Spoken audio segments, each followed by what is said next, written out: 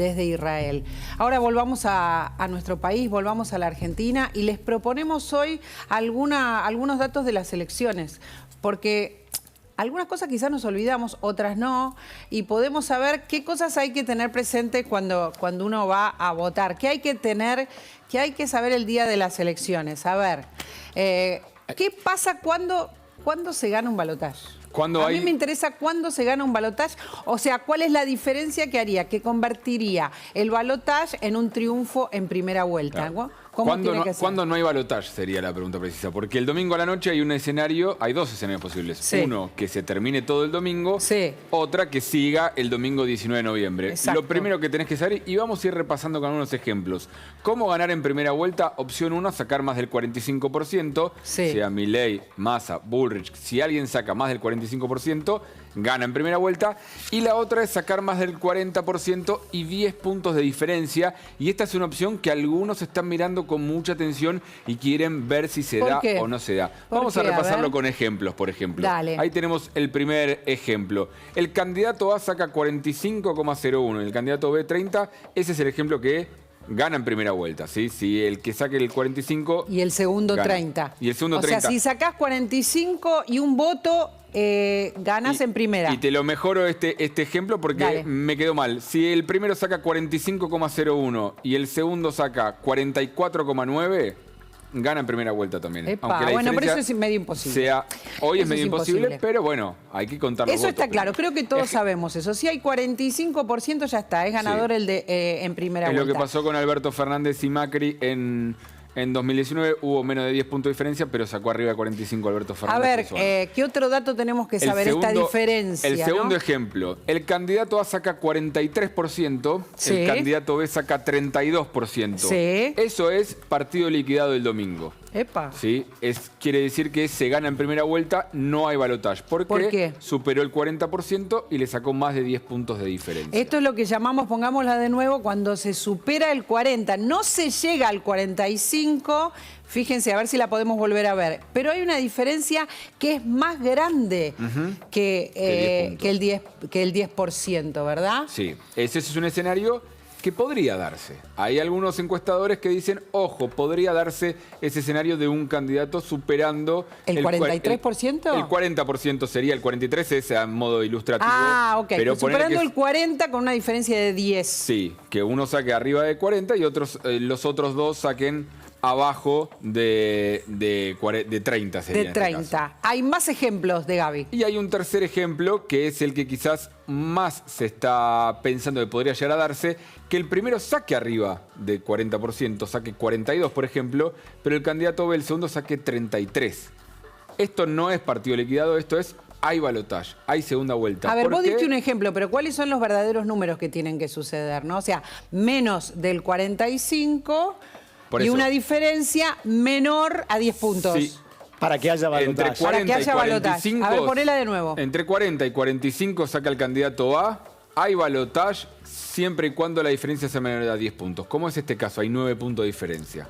De 42 saca el primero, 33 el segundo, quiere decir que hay balotaje. Muchos van a decir, pero sacó un montón de diferencia, le saca un montón de votos y demás. No, bueno. Pensá que en el mundo, en realidad, esto es un balotaje atenuado, como se conoce en ciencia política. ¿Cómo? Nuestro balotaje es trucho, sí. Atenuado. ¿no? En ciencia política se le dice atenuado. Me lo va a venir a discutir ahora. El balotaje en el mundo, evitás ir a la segunda vuelta cuando sacás el 50% de los votos. Eso es la realidad en cualquier país normal y donde hay balotaje. En el interior de la Argentina es que es al 50%. En la Ciudad de Buenos Aires. En la Ciudad de Buenos Aires. A ver, esperen, quiero otra vez la placa anterior, la placa del 42 y el 33%. Dice Gaby, con todo criterio, mucha gente va a decir si un candidato saca el 42%, por ejemplo, y el que viene el 33% y se va a balotaje, esto es un robo, ganó, mirá la diferencia que hay. Es más, yo creo que van a empezar, el que tenga más del 40 o el 42, va a empezar a pedir que fiscalicen, que hay fraude. Esto puede pasar también, ¿no? Esto puede pasar, van a empezar a decir quizás le robaron unos votos para o le sumaron unos votos para, o después hay que... El peor escenario, imagínate que uno saque 41 y el otro 31, eso se define en el escrutinio definitivo, ¿entendés? El tema ya está instalado porque de hecho hoy la idea de fraude, ayer Milei lo dijo en un programa de televisión. Hoy el fiscal electoral Ramiro González abrió una causa ante esta denuncia pública, no oficial, no ante los tribunales, pero el fiscal Ramiro González, fiscal electoral, resolvió abrir una causa para investigar posibilidad de fraude. Es decir, empieza a embarrarse la cancha. Para. Esto puede pasar, a tu criterio, si Milei no saca el número que cree que va a sacar. Lo que está diciendo Milei, que dijo ayer, y lo que hizo hoy el fiscal, es va a haber fraude y vamos a perder... Ah, lo da por hecho. Dice que ya perdió entre 2 y 5 puntos en las PASO y que le robaron entre 2 y 5 puntos, para decirlo más claramente. ¿Cómo sería robar? ¿Cómo se roba? Bueno, ahí lo que están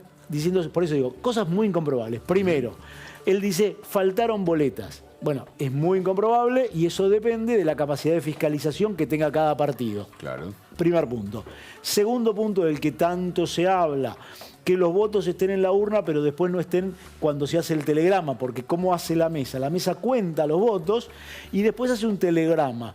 Ha pasado que no coincide, por ejemplo, el número computado en el telegrama con el número final puesto. Estas cosas han pasado. Ahora, son en todo caso, la experiencia indica, anomalías excepcionales. A ver, y aparte hubo una cosa más. La Cámara Electoral salió después de las PASO a decir no tenemos ninguna denuncia oficial. O sea, si vos denunciás fraude en los medios, pero no vas a la justicia a decir hubo esto, porque hubo años anteriores donde los partidos damnificados fueron a la justicia a decir hubo un robo sistemático de boletas que nos afectó y demás, y la justicia lo investigó, después quedó en nada, pero lo investigó. Acá no hubo denuncia.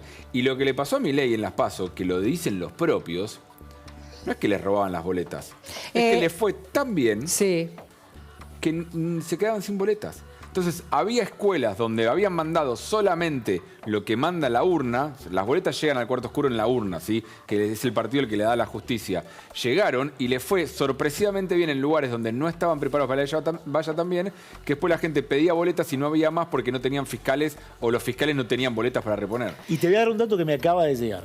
¿Nuevo? Una fuente de la justicia que me dice, en este momento, el fiscal Ramiro González convocó al apoderado de La Libertad Avanza, de Javier Milei, para que aclare los términos en los que se denuncia y para que se le explique todos los protocolos que se toman para evitar esto. Es decir, todo parecería indicar, voy a ir un poquito más allá, todo parece indicar que como no hay ninguna encuesta, no podemos hablar de encuesta, vamos a decir algo, ninguna encuesta está dando hoy que Milei gana en primera vuelta. Y todo parece indicar que estamos abriendo el paraguas, que Milei está abriendo el paraguas, porque si eso no pasa va a decir, me robaron 2 o 5 puntos, que es lo que dijo ayer en la televisión. Esto es lo que se está instalando, es un manto de sospecha. En general, quien gana una elección nunca habla de fraude. Sí. Esta es la historia.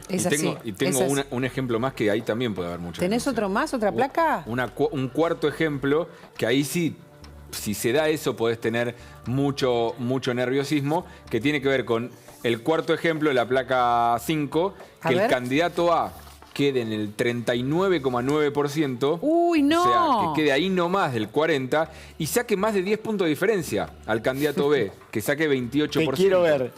Ahí sí te quiero ver, porque ahí sí también vas a tener que decir el domingo a la noche, esto no es un partido todavía definido porque lo tiene que definir el escrutinio definitivo. Esa última, si podemos verla, sería la... A ver, esta es un ejemplo nada más, pero realmente sería un escándalo para la Argentina, porque ya nos está avisando Claudio que Milei denunció, dice fraude. Imagínate con este número, Claudio, lo que podría pasar. Un escándalo. Y esto es lo que creo que está queriendo instalar Javier Milei. Tengamos en cuenta, Javier Milei lo que viene es corriendo los umbrales de lo aceptable en toda la campaña. Hoy lo que está ocurriendo claramente es esto, empezar a instalar la posibilidad sobre un fantasma, sobre una hipótesis, porque no hay ningún hecho comprobado ni comprobable porque no ocurrió y no se fue denunciado en las PASO de que pueda haber un fraude.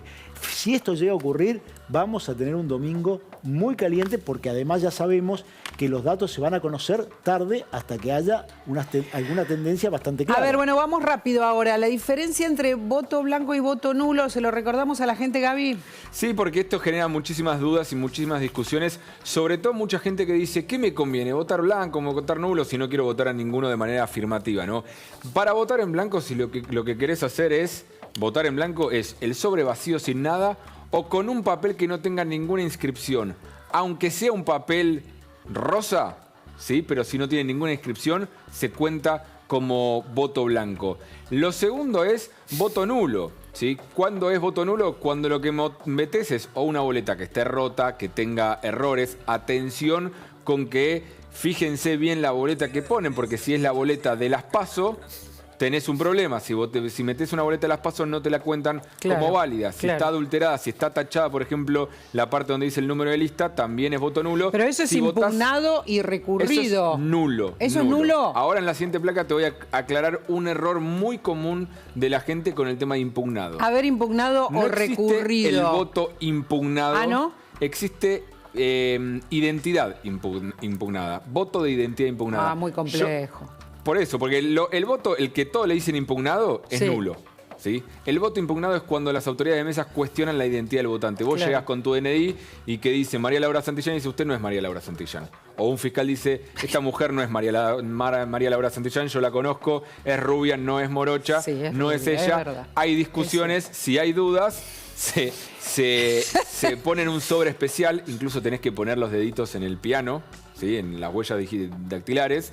Eso va en un sobre especial a la justicia, al escrutinio definitivo. Bueno, ahí chequean con las huellas. Eso es identidad impugnada. ¿Y recurrido qué es? Y recurrido es cuando están contando los votos. Sí. Un fiscal dice, no, ese voto no es válido, ese voto está tachado acá, ese voto no cuenta, y hay discusiones, no se ponen de acuerdo. También va en un sobre especial y eso se define Escuchen, en hay un tema que es muy loco y que es importante. La boleta tiene que decir 22 de octubre, ¿verdad? Correcto. Digo muy loco porque nosotros no revisamos la boleta antes de poner si tiene la fecha o sí. No, generalmente no, pero tienen que mirar porque si es lo que te decía una boleta de las PASO, por ejemplo, sí, que tenía el 13 de agosto. Claro, que te dieron la boleta y la querés repetir. Querés volver a votar el que votaste en las PASO, entonces la traes de casa. Bueno, chequen que sea la del 22 de octubre, chequen que sea la oficial, porque si no, un fiscal avesado mira y dice, esa boleta está mal, te la declaran nula. Un fiscal avesado o avisado. Y avisado porque también a veces ha pasado que se hacen boletas truchas que se ponen en el cuarto oscuro para que después sean anuladas. Claro. Nos vamos a Israel, les decíamos que íbamos a tomar contacto con el país porque